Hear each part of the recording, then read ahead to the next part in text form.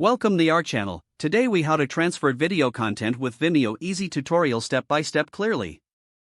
To begin, open your web browser and navigate to the Vimeo website. Log in to your Vimeo account using your credentials.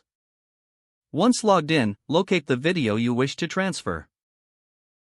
Click on the video title to access its detail page. On the video detail page, look for the download button, which may be located beneath the video player. If the download option is available, click the download button. Choose the desired video quality and format from the options provided. After selecting the quality, the video will begin downloading to your computer. Once the download is complete, open the folder where the video is saved. Now, open the platform to which you want to transfer your video content. Log into your account on this new platform. Locate the Upload section of the site.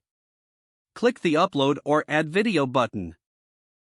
Select the video file you downloaded from Vimeo.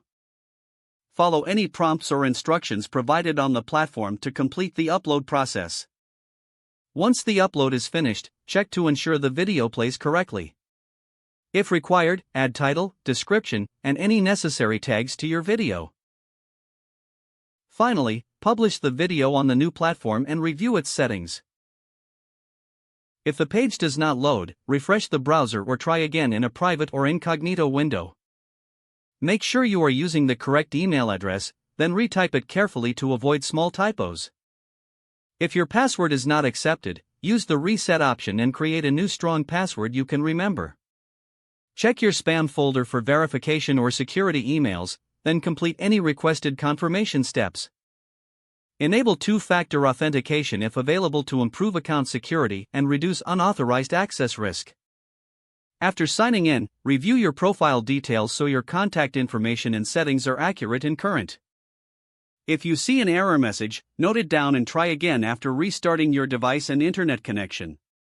Log out when you finish, especially on shared devices, to keep your account and payment information secure.